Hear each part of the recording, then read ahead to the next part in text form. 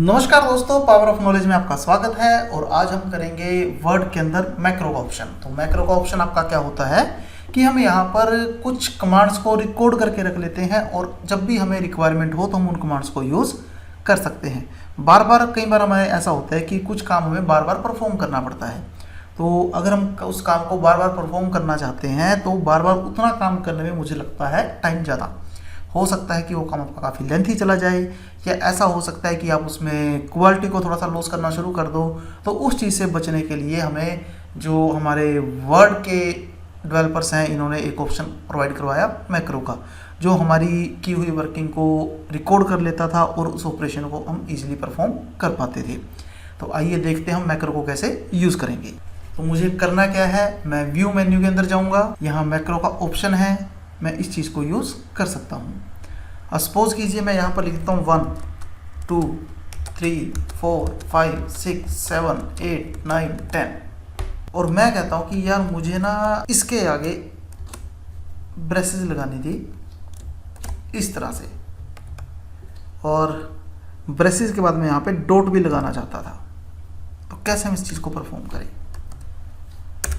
तो इसका सबसे बढ़िया मेथड ये है कि आप बार बार इस काम को अगर आप करना चाहो तो आपको हर इक्वेशन के ऊपर जाना पड़ेगा, इतना वर्क परफॉर्म करना पड़ेगा, फिर जाना पड़ेगा, फिर वर्क परफॉर्म करना पड़ेगा। तो क्यों ना कुछ हमारे पास ऐसा हो कि हम उसको जस्ट एक शॉर्टकट प्रोवाइड करें और वो उस वर्किंग को जहाँ जहाँ मेरा कर्जर है वहाँ वहाँ वो परफॉर्म करता रहे। तो मैं मैक्रो के अंदर जाता हूँ, रिकॉर्ड न्यू मैक्रो पे क्लिक करता हूँ। आप मैक्रो को कुछ भी नाम दे सकते हो, जैसे मैंने यहाँ पर दे दिया टेस्ट वर्क।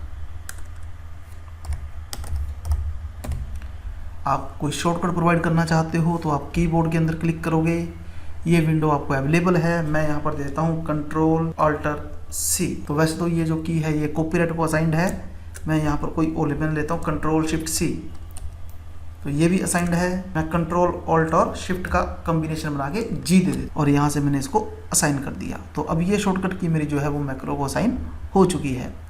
मैं क्लोज करता हूँ। आप देखिए जैसे आपका कर्जर देख रहे हो तो इस कर्जर के ऊपर एक रिकॉर्डिंग का कैसेट सिंबल बना हुआ आ रहा है। अब मैं जिस भी वर्क को परफॉर्म करूंगा वो वर्क आपका मैक्रो के अंदर रिकॉर्ड हो जाएगा। तो सपोज कीजिए मैं क्या करता हूँ, मैं यहाँ ब्रैकेट लेता हूँ, इस सिंबल को सिलेक्ट करता हूँ, होम मेन्यू के अंदर जाता हूँ, इसको कलर दे देता हूँ। इसके बाद मैं कीबोर्ड से एंड की को प्रेस करता हूँ, यहाँ ब्रैकेट देता हूँ और इसको डॉट दे देता हूँ, और इसका जो कलर कॉम्बिनेशन है वो मैं क्या कर देता हूँ, ब्लैक, क्योंकि मुझे इस तरह के कलर कॉम्बिनेशन में ये चाहिए। अब आपने इतने वर्क को परफॉर्म कर दिया, मैं कर्सर नीचे लेके गया, मैंने क्या किया, यहाँ से मैं होम की प्रेस करता हूँ और इसकी फर्स्ट लोकेशन पे आ जाता हूँ। मैं इतना काम कर चुका हूँ। अब मैं अपने मैक्रो को स्टॉप कर देता हूँ। स्टॉप करने के लिए मैं व्यू के अंदर जाऊँगा, मैक्रोज में स्टॉप रिकॉर्डिंग पे क्लिक कर दूंगा। तो ये देखिए मेरी जो रिकॉर्डिंग है वो स्टॉप हो चुकी है। अब मैं दूसरी लोकेशन पे पहुँच गया हूँ, मुझे अपनी शॉर्टकट की याद है, मैं Ctrl+Shift+Alt+G करता हूँ, वो उतने वर्क को परफॉर्म कर देता है। तो ये चीज़ आपके लिए देखिए कितना ईजी हो गई है कि आप उसको ईजिली परफॉर्म कर पा रहे हो। अब ये भी ज़रूरी नहीं है कि आपको ये जितना भी काम परफॉर्म करना है ये शॉर्टकट से ही करना है। मैं अपना कर्सर किसी भी लोकेशन पे रखूं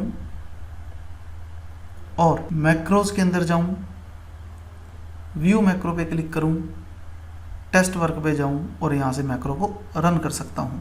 तो जैसे मैं रन करूँगा वो उस वर्किंग को परफॉर्म कर देगा जहाँ भी मेरा कर्सर है। तो वो नेक्स्ट लाइन पे गया, मैं मैक्रो के अंदर गया, मैंने फिर उसको व्यू मैक्रो किया, मैं फिर टेस्ट वर्क पे जाता हूँ और मैं फिर उसको रन कर देता हूँ। तो ये देखिए आपकी उतनी ही वर्किंग वो परफॉर्म करता जा रहा है।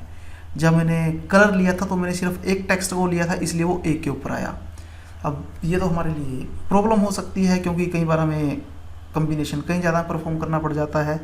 तो उस केस में हम क्या करते हैं, जब हम मैक्रो को स्टार्ट कर रहे थे 01, 02, 03, 04, 05 उनको कलर देते और वो आपकी वर्किंग जो है वो प्रॉपर आपको शो कर देता। तो फ्रेंड्स हमारी आज की मैक्रो की क्लास में इतना ही था। Thank you very much.